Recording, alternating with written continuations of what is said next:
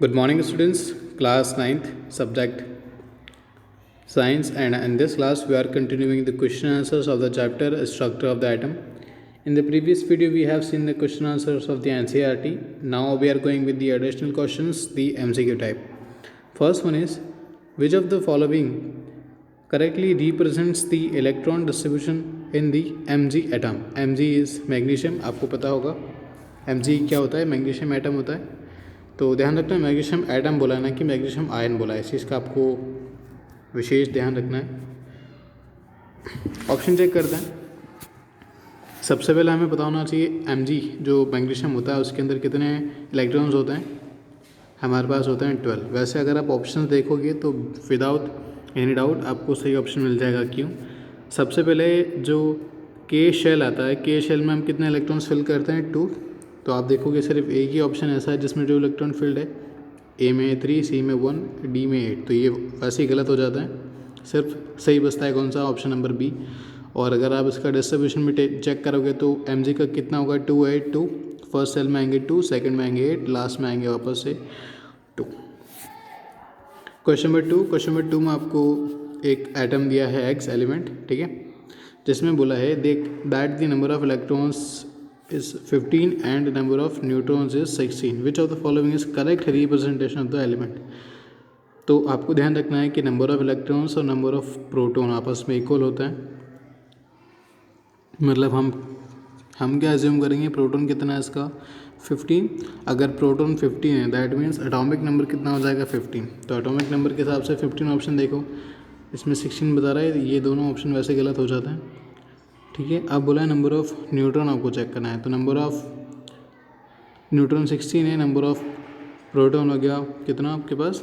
15. आप दोनों को सम करोगे तो कितना आ जाएगा आपके पास? 31 और 15. अगर आप ऑप्शन चेक करोगे तो आपको ऑप्शन नंबर ए इसका सही आंसर मिलेगा. देखो यहाँ पर डाउट आ सकता है कि मैंने नंबर ऑफ इलेक्ट्रॉन्स और नंबर ऑफ प्रोटॉन को इक्वल क्यों नहीं लिया. हम कभी कभी क्या लेते हैं, नंबर ऑफ न्यूट्रॉन को नंबर ऑफ प्रोटॉन के इक्वल लेते हैं. तो डाउट ये आ सकता है कि इस केस में मैंने न्यूट्रॉन और प्रोटॉन का इक्वल क्यों नहीं लिया. लेट से अगर इक्वल होते, आप इक्वल मान के चलो, ठीक है, फिर मास नंबर कितना हो जाएगा? 16 प्लस का 16 कितना हो जाएगा? 32. क्या ऑप्शन में 32 आपको कहीं दिख रहा है क्या? नहीं दिख रहा, मतलब ये केस नहीं है. और अगर आप जनरली भी देखो तो अगर न्यूट्रॉन्स अलग से दिए हैं और यहाँ पर बात की जा रही है किसकी? आइसोटॉप की. आइसोटॉप इकलौता ऐसा केस होता है जहाँ पर प्रोटॉन और न्यूट्रॉन आपस में अलग अलग होते हैं. तो ऑब्वियसली ये वही वाला केस है, ठीक है. Question number 3, which of the following statements about Rutherford's model of atoms are correct? तो रदरफोर्ड के मॉडल के अकॉर्डिंग इनमें से चारों ऑप्शंस में से कौन सा सही है आपको पढ़ना है. First one is consider the nucleus as a positively charge. Obviously nucleus हमारा क्या था? Positive charge. तो ऑप्शन ए होता है correct. Establish that the alpha particles are 4 times as heavy as hydrogen. देखो हमें ये पता ज़रूर है कि हीलियम पार्टिकल जो होता है alpha particle that is 4 times as heavy as hydrogen, but that is not established bye Rutherford. तो रदरफोर्ड मॉडल से आप इसको इस्टेब्लिश नहीं करते हो, ठीक है. स्टेटमेंट सेकंड हो जाता है wrong. Statement 3 can be compare to solar system. Solar system से आप इसको कंपेयर नहीं कर सकते. सोलर सिस्टम में अल्फ़ा पार्टिकल्स नहीं होते हैं.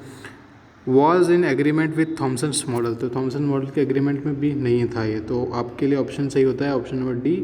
Only option number statement number 1 is correct. Thompson model की बात करनी है क्वेश्चन नंबर 4 में.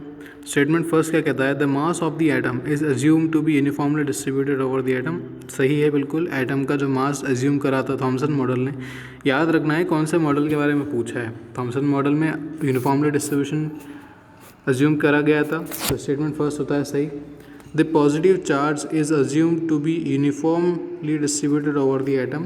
तो ये भी सही है. क्यों? क्योंकि हमने स्पेरिकल रिंग मानी थी. स्पेरिकल रिंग अज्यूम करते ही आप देखोगे पूरी रिंग पॉजिटिव चार्ज है, मतलब एटम में कितना है इसका डिस्ट्रीब्यूशन? यूनिफॉर्म डिस्ट्रीब्यूशन है. तो ये भी सही होता है.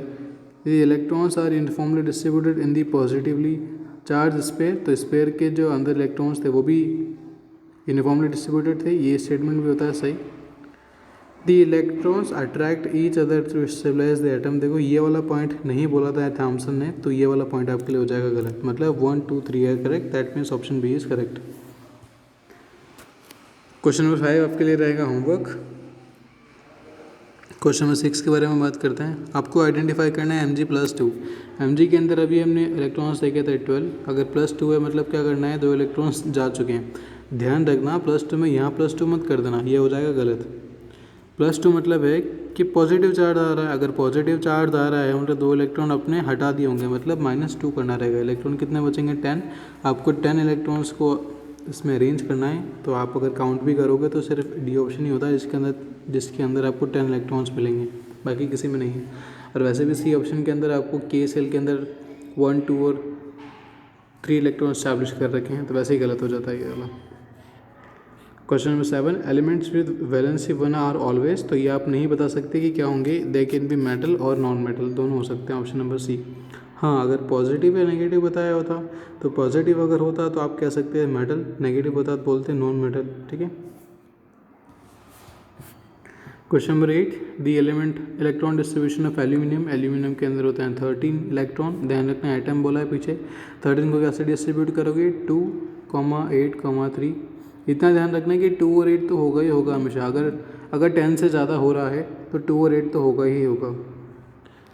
नेक्स्ट है question number 9, which of the following is figure in figure do not represents Bohr model of an atom correctly. तो बोहर मॉडल को कौन करेक्टली नहीं स्टैब्लिश करता। सबसे पहले हमें शेल चेक करना है, के सेल में कितने इलेक्ट्रॉन्स होने चाहिए थे, 2, यहाँ पर 2 है। इस वाले में कितना है, 1, 2, 3, 4। के मतलब होता है सबसे अंदर वाला जो होता है, इनर मोस्ट, तो इसमें 2 नहीं है, मतलब सेकंड तो नहीं रिप्रेजेंट करता। थर्ड और फोर्थ भी के सेल के अकॉर्डिंग तो कर रहे हैं। ठीक है, अब हमें क्या करना है, जो इसके आउटर वाला सेल है उसके इलेक्ट्रॉन्स को काउंट करना है। आउटर में इसमें कितने हैं, 1, 2, 3, 4, 5 हो सकते हैं, तो ये सही हो सकता है। ठीक है। नेक्स्ट आप चेक करोगे, इसमें तो वैसे फोर्थ और सेकंड चेक करना ही नहीं है। आप इसमें थर्ड वाला चेक करोगे, आउटर में कितने हैं, 1, 2, 3, 4, 5, 6, 7, बिल्कुल 7 हो सकते हैं, ये भी सही है। बचा फोर्थ के अंदर आपको दिख रहे हैं 1, 2, 3, 4, 5, 6, 7, 8 और 9, तो 9 नहीं हो सकते, फोर्थ गलत, मतलब सेकंड और फोर्थ आपके गलत है। आपको पूछा है नॉट रिप्रेजेंट, मतलब सेकंड और फोर्थ है जो रिप्रेजेंट नहीं कर रहे हैं सही से। Question number 10, which of the following statement is always correct, N atom has equal number of electrons and proton. तो ये सही होता है अगर आपको इसमें, हाँ बिल्कुल एटम बोला है तो एटम में हमेशा यही होता है। अगर आयन बोला होता तो बात अलग थी, लेकिन अगर एटम बोला है तो option number A is always correct. अब हम बाकी चेक कर लेते हैं। Option B, an atom has equal number of electrons and neutron, तो ये कभी सही हो सकता है कभी नहीं हो सकता। N atom has equal number of protons and neutrons, ये भी हमने पिछले क्वेश्चन में देखा, सही नहीं था वहाँ पे। Option number D, N atom has equal number of electron, proton and neutron, तो ऑब्वियस ये भी गलत है। ठीक है, तो आपका सही ऑप्शन कौन सा बैठता है, ऑप्शन नंबर ए। ओके, सो यहाँ पर आपके सारे क्वेश्चन फिनिश होते हैं। आपको ये सारे ऑप्शन आपकी कॉपी में कंप्लीट करने हैं। Thank you.